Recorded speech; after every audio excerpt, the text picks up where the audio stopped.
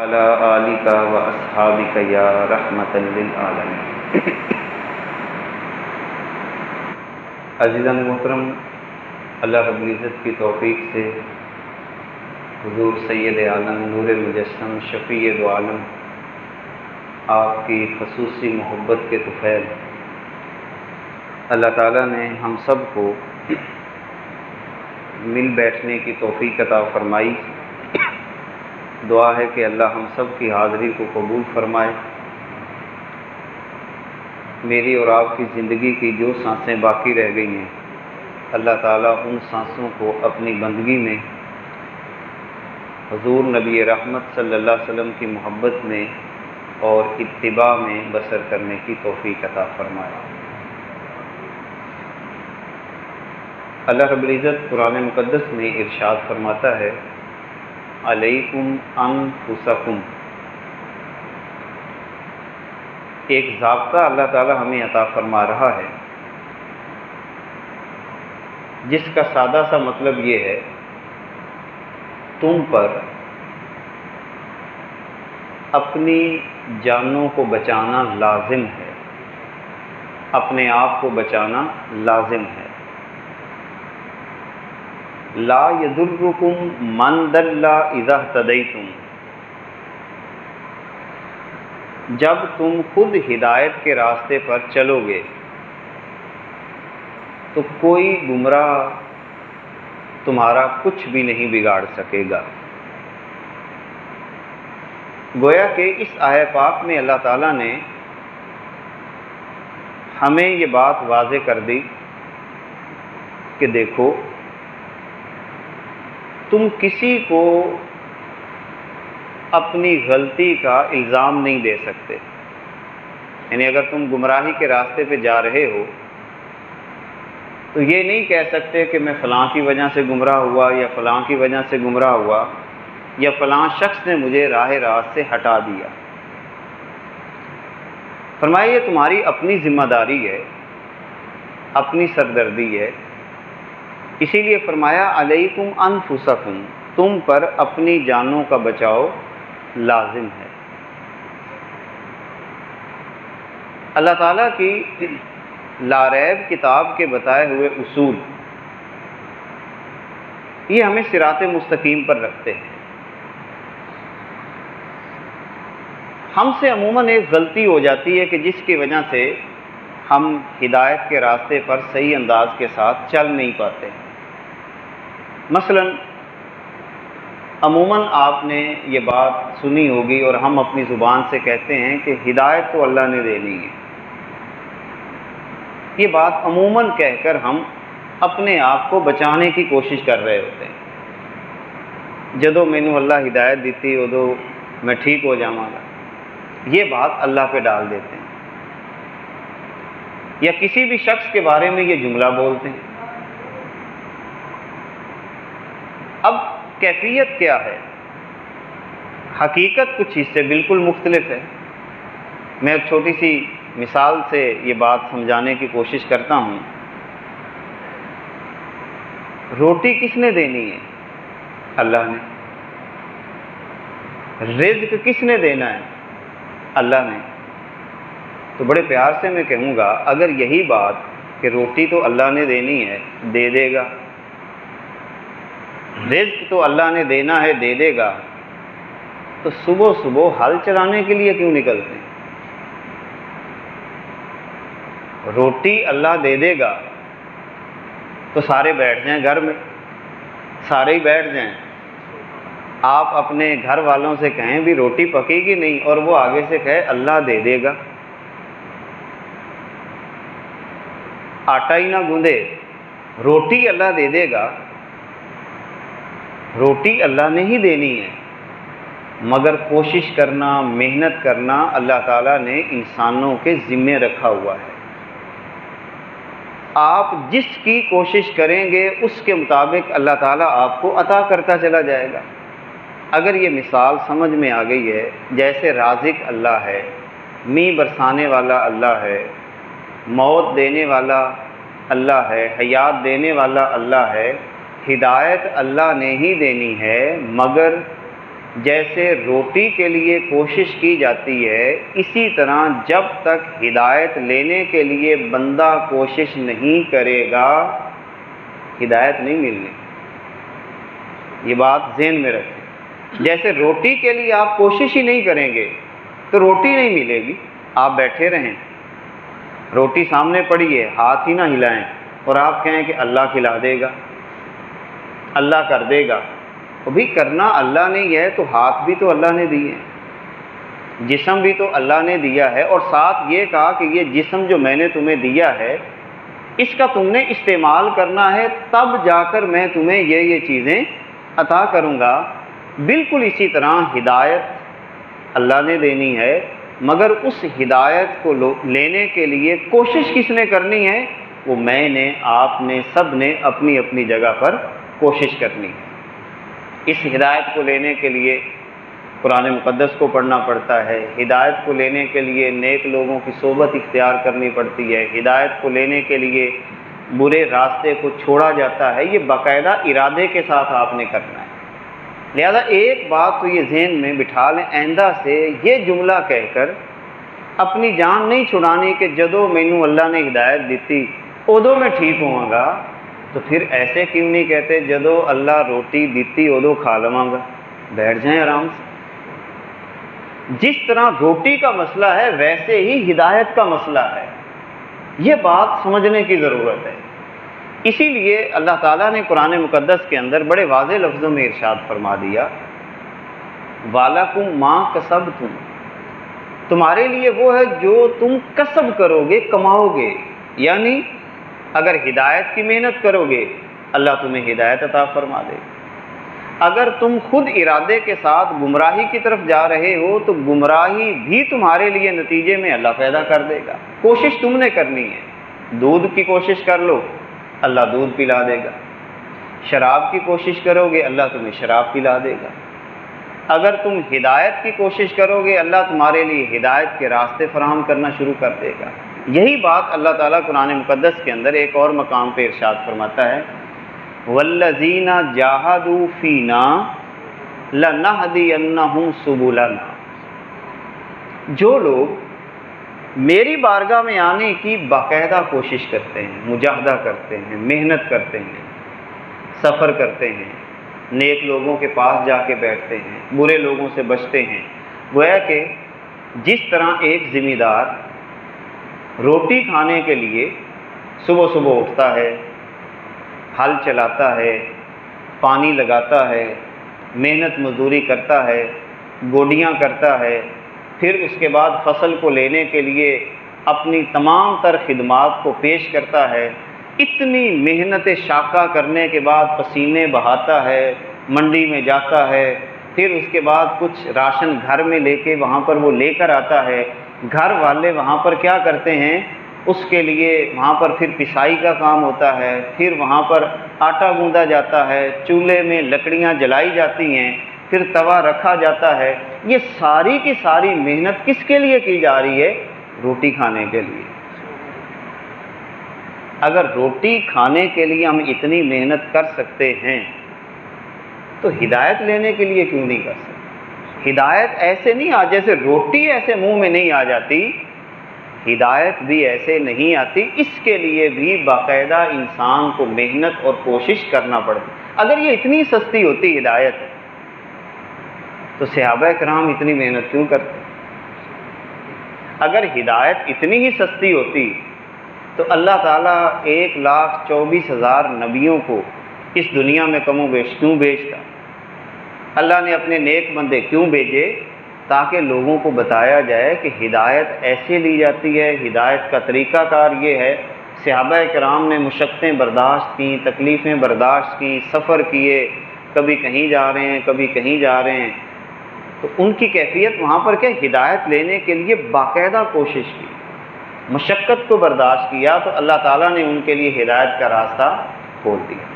آج کی اس نشست میں پہلی بات یہ سمجھنی ہے کہ ہر شخص اپنی محنت خود کرے گا، یہ اللہ تعالیٰ نے ہماری ڈیوٹی لگائی ہے، اپنی محنت خود کرے گا، اپنی غلطی کا الزام دوسرے کو نہیں لگا سکتا۔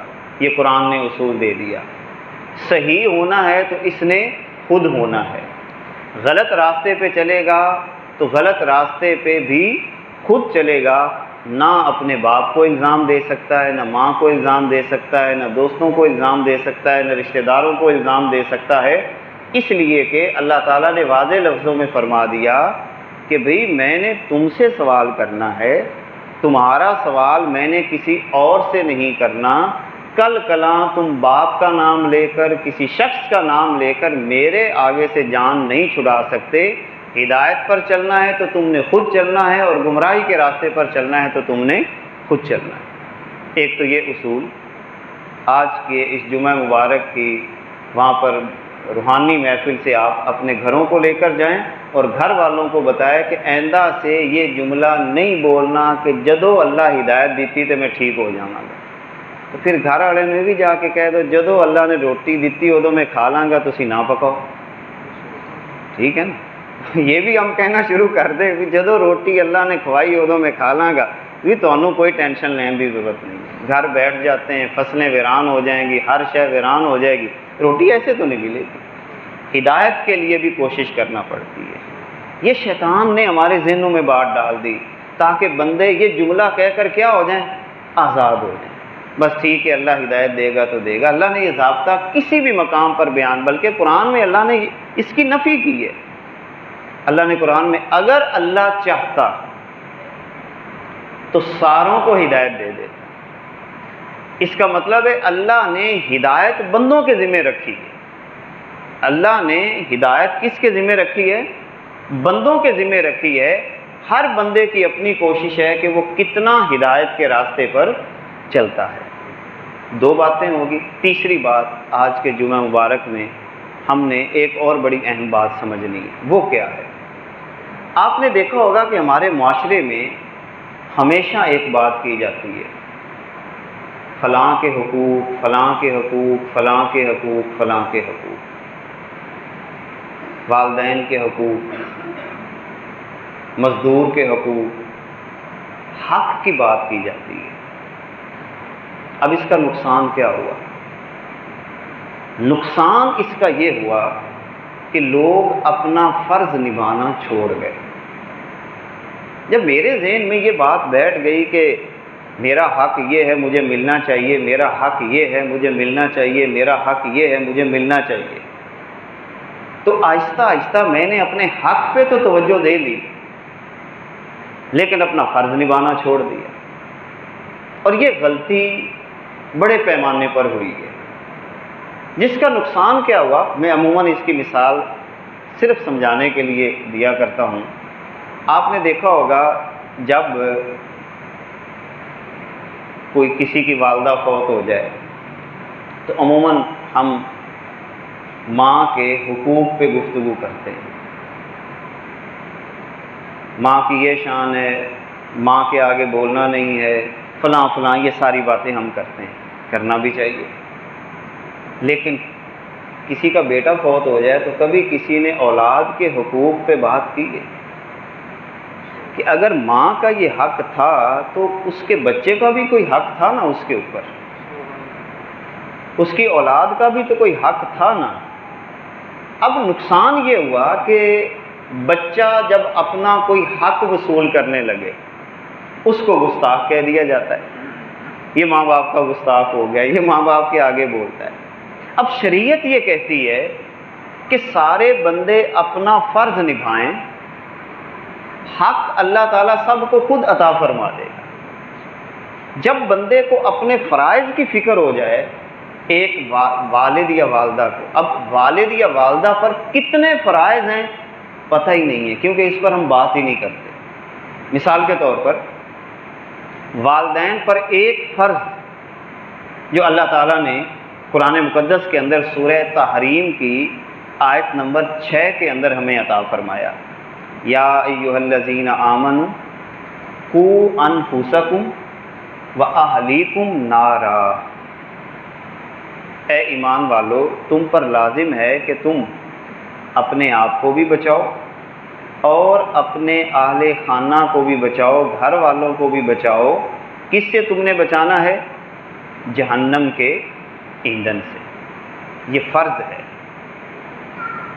ایک والد یا والدہ پر فرض ہے کہ اپنے بچوں کی تربیت اس انداز کے ساتھ کرے کہ خود بھی جہنم کی آگ سے بچے، اور اپنے بچوں کو بھی بتائے کہ بھئی تم میرے بچے ہو، میں تمہیں آگ میں جلتا نہیں دیکھ سکتا، لہٰذا تم نے یہ کام کرنے ہیں تاکہ ہم جنت میں اکٹھے ہو جائیں۔ بیٹا یہ کام کرو گے تو تم جہنم کی آگ میں جلو گے، اور یہ کیسے برداشت میں کر لوں کہ دنیا کے اندر تو میں تمہیں آگ میں دیکھنا پسند نہیں کرتا، تو جہنم کی آگ میں تمہیں دیکھنا کیسے پسند کروں۔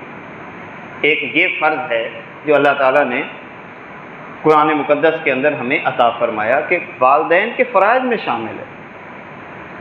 جو والدین یہ فریضہ سر انجام نہیں دیتے، انہوں نے بچوں کو صحیح غلط کی تمیز نہیں بتائی، حلال حرام کی تمیز نہیں بتائی، نقصان کیا ہوگا؟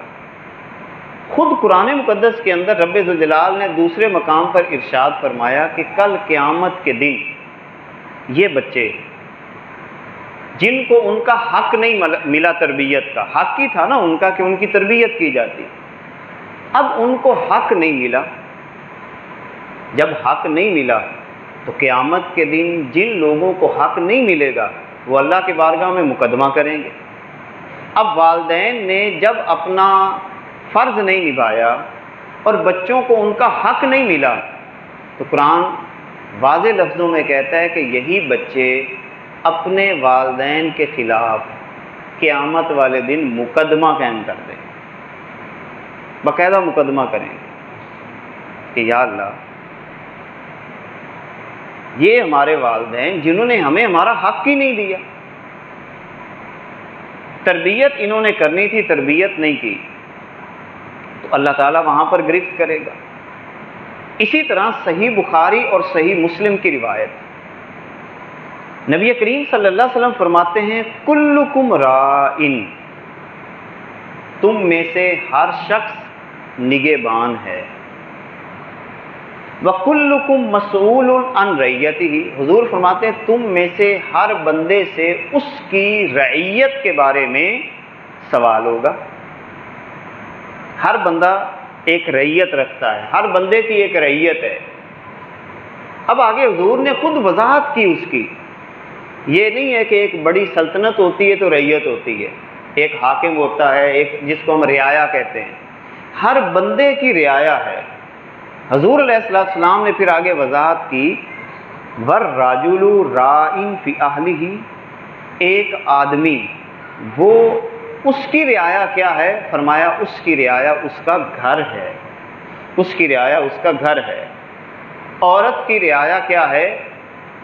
اپنے خامند کے بعد اس کے بچوں کی نگہداشت کرنا، ان کو تمیز سکھانا، یہ کیا ہے؟ یہ عورت کی رعایا ہے۔ اور ساتھ ہی حضور نے فرمایا کل قیامت کے دن ہر نگہبان سے اس کی رعایا کے بارے میں کیا کیا جائے گا؟ سوال کیا جائے گا کہ تو نے اپنا فرض جو ہے یہ نبھایا بھی ہے یا نہیں نبھایا۔ اب یہ بات یہاں پر آ گئی۔ اب بچوں کے کچھ فرائض ہیں، بچوں کے فرائض میں شامل یہ ہے کہ وہ والدین کے ساتھ احسان کا رویہ اختیار کریں۔ اب احسان کیا ہے؟ احسان کا مطلب ہے کہ ہر اچھے کام میں والدین کا کہنا ماننا ہے، لیکن اگر والدین ہی کوئی ایسا کام کہیں جو اللہ کے نظام کے خلاف ہو، رسول اللہ صلی اللہ علیہ وسلم کے بتائے ہوئے طریقے کے خلاف ہو، تو اب وہاں پر بچوں کے ذمے والدین کی فرما برداری لازم نہیں ہے۔ اب اگر ایک بچہ کہتا ہے ابا جی یہ کام میں نہیں کر سکتا، معذرت کام غلط ہے، آپ مجھے حکم دے رہے ہیں، آپ ابا جی ہیں، میں آپ سے کوئی بدتمیزی نہیں کروں گا، مجھے اللہ نے روکا ہے، یعنی ابا جی اگر غلط کام بھی کہیں تو بچے کو بدتمیزی کا حق نہیں ہے، ہاتھ جوڑ لے، سوری کر لے، اور ساتھ یہ کہے کہ چونکہ اللہ نے یہ بات منع کی ہے اور آپ مجھے کہہ رہے ہیں لہذا میں آپ کی بات کو نہیں مانوں گا۔ اس موقع پر اگر والدین 100 مرتبہ یہ کہتے رہیں کہ تو گستاخ ہو گیا ہے، تو بے ادب ہو گیا ہے، یہ بے ادبی نہیں کہلائے گی اور بچہ گناہ گار نہیں ہوگا، بلکہ بچہ جو ہے وہ رب کی بارگاہ میں مقبول ہو جائے گا۔ تو اسی لیے اب یہ کیفیت اللہ تعالیٰ نے قرآن میں بیان کر دی۔ پھر ہم یہاں پر دیکھتے ہیں کہ ہمارے معاشرہ کے اندر بہت ساری ایسی باتیں، مثال کے طور پر ایک مزدور ہے، مزدور کام کرتا ہے، اب جو بندہ مزدوری کروا رہا ہے اس کے فرائض میں کیا ہے کہ بھئی مزدور کی مزدوری نہ رکھے، یہ اس کے فرائض میں شامل ہے، اس کو تنگ نہ کرے، جو مزدوری طے ہو گئی ہے اس کو دے، یہ اس کے فرائض میں شامل ہے۔ اگر اس کے فرائض میں مزدوری دینا شامل ہے تو مزدور کے بھی تو کچھ فرائض ہیں۔ مثال کے طور پر خود رسول اللہ صلی اللہ علیہ وسلم نے ارشاد فرمایا، ان اللہ یحب اذا عمل احدکم عملا ان یسکنہ۔ نبی کریم صلی اللہ علیہ وسلم نے مزدوروں کے بارے میں ارشاد فرمایا، بے شک اللہ تعالیٰ پسند کرتا ہے کہ جب تم میں سے کوئی بندہ مزدوری کرے، کوئی کام کرے تو اسے عمدگی کے ساتھ بہتر طریقے سے انجام دے۔ مثلا اس کی مزدوری طے ہوگی کہ 1000 روپے 1500 مالک نے مزدوری دینی اور کام یہ کرنا ہے، اب وہ کام کرنے میں اگر ڈنڈی مار رہا ہے، کام نہیں صحیح کر رہا، بلکہ بس ایسے ہی بھی دیکھی جائے گی، یا مالک اوپر نہیں تھا تو کام غلط طریقے سے کرنا شروع کر دیا، اب یہ اس کا مطلب ہے کہ مزدور کے فرائض میں شامل ہے کہ وہ اپنا فرض نبھائے تاکہ مالک کا کسی قسم کا کوئی نقصان نہ ہو۔ ایک ٹریکٹر چلانے والا مزدور ہے، آپ نے اس کو ٹھیکہ دے دیا کہ تم نے اتنی زمین کے اندر جو ہل چلانا ہے، اب وہ اگر ہل ہی اچھے طریقے سے نہیں چلاتا، مالک تو اپنا فرض نبھائے کہ وہ پیسے پورے دے، لیکن اگر مزدور یہاں پہ ڈنڈی مار رہا ہے تو اس کا مطلب ہے رب کی بارگاہ میں اس کی گرفت ہوگی۔ اسی طرح سودا لینے والا، اس کے بھی کچھ فرائض ہیں کہ سودا کیسے لیا جاتا ہے۔ سودا دینے والا، اس کے بھی کچھ فرائض ہیں کہ سودا لے کیسے۔ مثلا سودا لینے والے کے فرائض میں شامل ہے کہ پہلے چیزیں طے کر لے، اس طرح کا سودا لوں گا، اتنے پیسے دوں گا، سودا طے ہو گیا۔ اب سودا دینے والا، وہ چاہے ریڑھی والا ہو، اب اس کے فرائض میں شامل ہے کہ جب اس نے آپ سے اچھے مال کے اس نے آپ کو پیسے دیے ہیں، تو اب آپ اگر خراب مال وہاں پہ ڈال رہے ہیں، خراب آم ڈال رہے ہیں، خراب آڑو ڈال رہے ہیں، یا کوئی ایسی چیز ڈال رہے ہیں، اس کا مطلب ہے یہ مزدور حالانکہ چاہے غریب ہی کیوں نہ ہو، لیکن اب یہ ڈنڈی مار رہا ہے، اب یہاں پر گویا کہ ملاوٹ کر رہا ہے، اچھا مال وہاں پہ نہیں دے رہا، تو یہ اپنا فرض نہیں نبھا رہا، اور اگر اچھا مال ملنے کے بعد خریدار پیسے پورے نہ دے تو یہ اپنا فرض نہیں نبھائے گا، جس کی وجہ سے معاشرے کے اندر لڑائی اور جھگڑا پیدا ہو جاتا ہے۔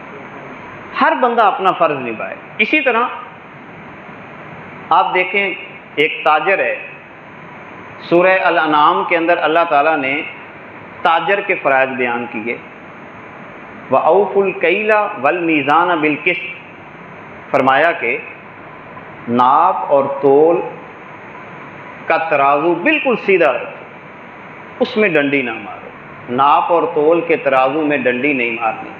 اب تاجر کے فرائض میں شامل ہے کہ وہ پورا سودا دے۔ اب اس میں جتنے کمپنیاں آ جاتی ہیں، یہ ہمارے ہاں دوائیوں کی کمپنیاں ہیں، آپ اپنی فصل کے لیے کوئی دوائی لے کے آتے ہیں اور آپ کو کہا گیا، پیسٹی سائڈ والوں نے کہا کہ اس کی دوائی کے اندر فلاں فلاں فلاں فلاں 10 خوبیاں انہوں نے بتا دیں کہ یہ کیڑے بھی مارے گی، یہ کرے گی، فلاں کرے گی، وہ کرے گی، پیسے آپ سے پورے لے لیے، لیکن جو چیز دی ہے وہ 2 نمبر دے دی، لیول لگا کے دے دی۔ اب اس طرح کی جب کیفیت یہاں پہ پیدا ہوتی ہے تو نتیجہ کیا نکلتا ہے؟ معاشرے کو نقصان ہوتا ہے۔ اس کا مطلب ہے کہ یہ دوائی دینے والا تاجر ناپ تول میں کیا کر رہا ہے؟ کمی کر رہا ہے، اس نے اپنا فریضہ سر انجام نہیں دیا۔ جبکہ نبی کریم صلی اللہ علیہ وسلم ارشاد فرماتے ہیں، التاجر الصدوق الامین مع النبیین والصدیقین والشہداء، وہ بندہ جو تجارت پوری دیانتداری کے ساتھ کرتا ہے، پوری امانت کے ساتھ کرتا ہے، چیزیں بتا کے بیچتا ہے، خرابی کو واضح کرتا ہے، جھوٹ نہیں بولتا، جھوٹ کا سہارا نہیں لیتا، تو فرمایا دنیا کے اندر تو اللہ تعالیٰ اسے دے گا ہی دے گا صحیح، اس کی امانت کا صدقہ، دیانت کا صدقہ، قیامت کے دن اللہ اس کا حشر کیسا کرے گا؟ فرمایا یہ تاجر جو پوری دیانت داری سے اپنی مارکیٹ میں سودا بیچتا ہے، قیامت کے دن رب ذوالجلال اس سے جب کھڑا کرے گا تو نبیوں کے ساتھ، صدیقوں کے ساتھ اور شہیدوں کے ساتھ کھڑا کرے گا۔ یعنی اتنا بڑا اعزاز اسے ملے گا جو ایک نمبر طریقے سے کیا کرتا ہے؟ سودا بیچتا ہے۔ اسی طرح اب مثال کے طور پر ایک ڈاکٹر ہے، آپ نے دیکھا ہوگا ہر بندہ اپنے حق کی جنگ لڑتا ہے، مجھے میرا حق مل جائے، مجھے میرا، کوئی تنخواہوں کے لیے سڑکوں پہ پھرتے ہیں، اساتذہ آپ نے دیکھا ہوگا تنخواہوں کے لیے سڑکوں پہ پھرتے ہیں، یہ اپنا حق مانگ رہے ہیں، مگر سوال یہ ہے کہ کیا یہ اپنا فرض بھی پورا کر رہے ہیں کہ نہیں کر رہے؟ اور میں بڑے پیار سے یہ کہتا ہوں اور میرا دعویٰ ہے، جو بندہ اللہ کی رضا کے لیے اپنا فرض نبھاتا ہے، اچھا استاد بن جائے، اچھا استاد بن جائے، دیانت داری سے پڑھائے، بچوں کو صحیح علم دے، ظاہری طور پر آپ کو پیسہ وقتی طور پر نہ بھی ملے، آپ اپنا علم پوری دیانت داری کے ساتھ اگلے کو پہنچا دیں، انشاءاللہ تعالی یہی بچے آپ کا حق لے کر آپ کے پیچھے پیچھے بھاگتے ہیں۔ جو پہلے اساتذہ تھے ان کا احترام آج بھی ہے، لیکن جب سے دماغ پہ پیسہ چھا گیا، پہلے فیس دو گے تو میں سبق پڑھاؤں گا، پہلے یہ کرو گے تو میں کروں گا، پہلے یہ کرو گے تو لیکچر ملے گا، نتیجہ کیا نکلا؟ جب کاروبار بن گیا تو پھر بچے بھی اس کو کاروباری حیثیت کے ساتھ دیکھتے ہیں۔ پہلے کیا ہوتا تھا کہ اساتذہ اسکولوں میں پڑھانے کے بعد کہتے گھر آ جانا، میں گھر میں تمہیں پڑھا دوں گا، کوئی فیس نہیں ہوتی تھی، وہ بچوں کو گھر میں بھی پڑھا دیتے تھے، جس کا نتیجہ یہ نکلتا تھا کہ اساتذہ کا ادب و احترام باقی تھا۔ اب اساتذہ اپنا حق تو وصول کریں، اپنے فرائض نہ نبھائیں تو بے برکتی آ جائے گی۔ اسی طرح ایک ڈاکٹر ہے، اب وہ اپنا حق تو وصول کرے، تنخواہ پوری لے، مگر اپنے کلینک میں بیٹھا ہوا، اگر گورنمنٹ کا ملازم ہے تو گورنمنٹ کسی ہاسپٹل میں بیٹھا ہے اور وہاں پر اس کا انداز ہی بالکل مختلف ہو جائے، مریض آیا ہے، اس کی ذمہ داری ہے مریض کو چیک کرنا، وہ صحیح طور پہ چیک نہیں کر رہا، پھر وہ دوائی غلط لکھ رہا ہے، جیسا کہ رسول اللہ صلی اللہ علیہ وسلم کی ایک حدیث ہے، حضور علیہ الصلوۃ والسلام نے فرمایا ان اللہ انزل الداء والدواء، بے شک اللہ تعالیٰ نے بیماری کو بھی اللہ نے نازل کیا اور دوائی کو بھی اللہ نے ہی نازل کیا۔ دیکھیں اللہ تعالیٰ کا، بیماری کو بھی اللہ نے نازل کیا اور دوائی کو بھی اللہ نے نازل کیا۔ وَجَعَلَ لِكُلِّ دَاءٍ دَوَاءٌ، اللہ نے ہر بیماری کی دوائی بنائی ہوئی ہے۔ فَتَدَاوَوْا وَلَا تَدَاوَوْا بِحَرَامٍ، تو لہٰذا جو اللہ نے بیماری کی دوائی بنائی ہے اس سے علاج کرنا، حرام طریقے سے کسی کا علاج نہیں کرنا۔ اب حرام طریقے سے علاج کیسے؟ اب میں آپ کو بتاتا ہوں۔ ایک تو یہ ہے حرام طریقے سے علاج کا مطلب، ایک مریض آیا، وہ صرف 100 روپے کی دوائی سے ٹھیک ہو سکتا ہے اور ڈاکٹر کو پتہ بھی ہے کہ یہی دوائی سے یہ ٹھیک ہو جائے گا، مگر اب وہ کیا کرتا ہے؟ کہتا ہے جی فلاں لیبارٹری سے اس کا ٹیسٹ کروا کے لاؤ۔ اب یہ ٹیسٹ کیوں کروا رہا ہے؟ کمیشن لینا ہے اس نے، کمیشن بنانے کے لیے ٹیسٹ کے لیے بھیج دے گا۔ بندہ 100 روپے میں ٹھیک ہونا تھا، اس کا 500 1000 اس پہ لگ گیا، پھر پرچی لے کر آیا، پھر ڈاکٹر صاحب نے کیا کہا؟ یہ فلاں دوائی یہ ہے، فلاں دوائی یہ ہے، اور مہنگی مہنگی 4-5 دوائیاں لکھ دی۔ حالانکہ ان دوائیوں کی ضرورت نہیں ہے مریض بیچارے کو، بلکہ اس کے سائیڈ افیکٹس ہو جانے ہیں، اس کے گردوں پہ مسئلے بن جانے ہیں اور کوئی مسائل بن جانے ہیں۔ اب یہ 5 دوائیاں لکھ کیوں رہا ہے؟ اس نے آسٹریلیا کا وزٹ کرنا ہے اس کمپنی سے، اس کے گھر میں اے سی لگنا ہے اس کمپنی کی وجہ سے، اس کے وہاں پر باقی معاملات سیدھے ہونے، گاڑی اس کو کمپنی کی طرف سے ملنی ہے۔ اب ذرا دیکھیں، ذرا 100 روپے سے بچنے والے مریض کو اس نے 5-10 ہزار کا نسخہ بنا کر دے دیا، تو اب اللہ کے نبی صلی اللہ علیہ وسلم نے کیا فرمایا؟ حرام طریقے سے علاج نہیں کرنا۔ تو کیا یہ ڈاکٹر اپنا فرض نبھا رہا ہے؟ بالکل نہیں۔ جب آپ اپنا فرض نہیں نبھا رہے، اللہ کی مدد کیسے وہاں پر آئے گی؟ اور جب آپ اپنا فرض نبھا کر مجبور لوگوں کو، جو بیچارے بیماری کی حالت میں آپ کے پاس آئے ہیں، آپ صرف اپنی نیت سیدھی کر لیں، نیت فریش کر لیں، تو آپ اندازہ لگائیں کہ جب آپ مخلوق خدا کی خدمت کریں گے اللہ رزق بھی دے گا۔ ایسا نہیں کہ رزق اللہ آپ کا رکھے گا، سکون کا رزق بھی ملے گا۔ بلکہ کل میں حدیث پاک دیکھ رہا تھا کہ جب کوئی بندہ صبح صبح کسی مریض کی عیادت کرتا ہے، 70,000 فرشتے شام تک اس کے لیے بخشش کی دعا مانگتے رہتے ہیں، اور جو بندہ شام کے وقت کسی مریض کی عیادت کرتا ہے، صبح فجر تک 70,000 فرشتے اس کے لیے بخشش کی دعا مانگتے ہیں۔ تو ڈاکٹر تو ہر وقت مریضوں میں رہتا ہے، اب ذرا اندازہ لگائیں کہ صرف یہ نیت سیدھی کر لے، ایک تو ہر وقت گویا کہ فرشتوں کے جھرمٹ میں رہے گا، اور دوسرا رب ذوالجلال اس کے رزق کے اندر بھی فراوانی عطا فرما دے گا۔ صرف نیت ٹھیک کرنے کی ضرورت ہے۔ ہمارا صرف اب دیکھیں ایک انجینئر ہے، انجینئر جب اچھا کام کرے گا اس کو آپ ایک ٹھیکہ دیتے ہیں، اور وہ اس کے اندر بجری کا، ریت کا، سیمنٹ کا ملاوٹی ٹھیک طور پہ نہیں کرتا۔ اسی طرح وہ ایک سڑک بناتا ہے۔ اب عوام کی جان و مال کا تحفظ کرنا یہ ہمارے فرائض میں شامل ہے۔ اب ایک بندہ سڑک ایسی بناتا ہے، غلط میٹیریل استعمال کر دیتا ہے، اور کل کہے کہ مجھے میرا حق نہیں ملا، بھی تو نے کون سا اپنا فرض نبھایا ہے؟ 2 نمبر چیز اس میں آپ نے شامل کر دی، اگلے دن آپ کی سڑک بنائی ہوئی خراب ہو گئی وغیرہ وغیرہ، ناقص اور غیر معیاری مواد استعمال کرتا ہے، منصوبوں میں شفافیت نہیں رکھتا، پیشہ ورانہ صلاحیتوں کا صحیح استعمال نہیں کرتا۔ اس کا مطلب ہے یہ انجینئر جس کے فرائض میں شامل تھا کہ اچھی بلڈنگ بناتا، اچھی سڑک بناتا، اچھے تعمیراتی کام کرتا، جب اس نے اپنے فرائض نہیں نبھائے تو اس کو حق کیسے صحیح طور پر ملیں گے؟